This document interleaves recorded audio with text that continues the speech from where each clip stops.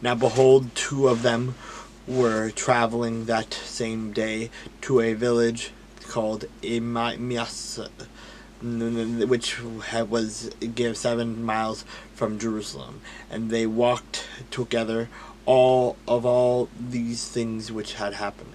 So it was while they conversed and reasoned that Jesus himself drew near and went with them. But their eyes were restrained, so that they did not know him. And he said to them, what kind of conversation is this that you have with one another as you walk and are sad? Then the one whose name was Cleopas answered and said to him, Are you the only stranger in Jerusalem, and have you not known the things that happened there in these days? And he said to them, What things? So they said to him, These things concerning Jesus of Nazareth, who was a prophet, mighty in deed and word before God and all the people, and how the chief priests and our rulers delivered him to be condemned to death, crucified him.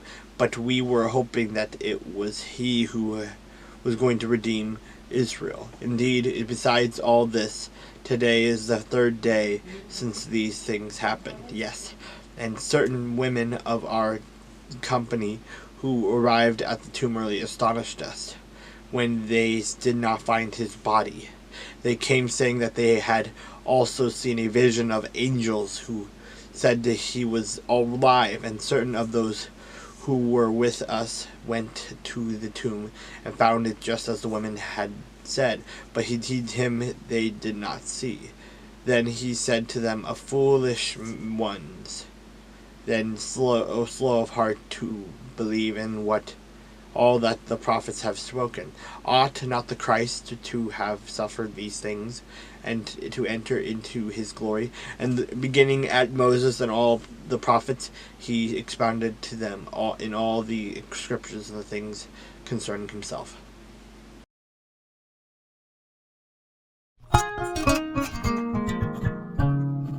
Afterward he brought me to the gate.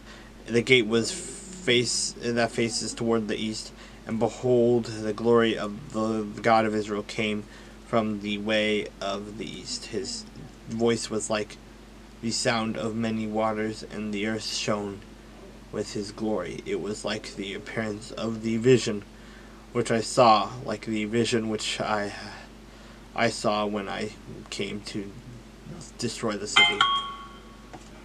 The visions were like the vision which I saw by the river Chebar, and fell on my face, and the glory of the Lord came into the temple by way of the gate which faces toward the east.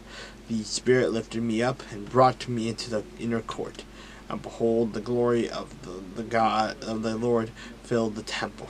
Then I heard him speaking to me from the temple, while a man stood beside me.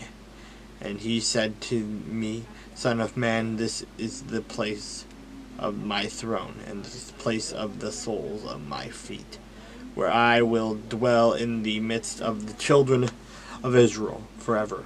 No more shall the house of Israel defile my holy name, they nor their kings, by their harlotry or with the carcasses of their kings on their high places.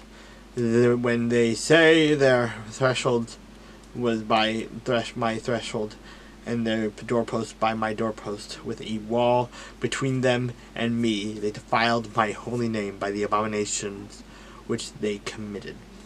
Therefore I have consumed them in my anger. Now let them put their harlotry and the carcasses of their kings far away from me, and I will dwell in their midst forever. Son of man, describe the temple of the house of Israel, that they may be ashamed of their iniquities, and let them measure the pattern. And if they are ashamed of all that they have done, make known to them the design of the temple and its arrangements, its exits and its entrances, its entire design, and all its ordinances, all of its forms, and all its laws.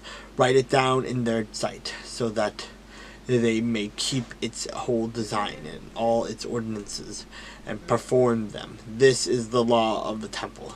The whole area surrounding the mountain top is most holy. Behold, this is the law of the temple. These are the measurements of the altar in cubits. The cubit is 1 cubit and a handbreadth. The base 1 cubit high and 1 cubit wide, with a rim all around its edge of 1 span.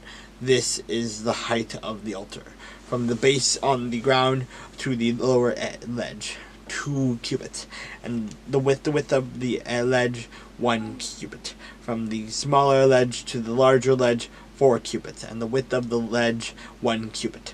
The altar hearth is 4 cubits high, with 4 horns extending upward from the hearth. The altar hearth is 12 cubits long, 12 wide, square at its 4 corners. The ledge 14 cubits long and 14 wide on its 4 sides, with a rim of half a cubit around it. Its base 1 cubit all around, and its steps face toward the east. And he said to me, Son of man, thus says the Lord God, these are the ordinances for the altar on the day when it is made, for sacrificing burnt offerings on it, and for sprinkling blood on it. You shall give a young bull for a sin offering to the priests and the Levites, who are the seed of Zadok, who approach me to minister to me, says the Lord God. You shall take some of its blood and put it on these 4 horns of the altar, on the 4 corners of the ledge, and on the rim around it. Thus you shall cleanse it and make atonement for it.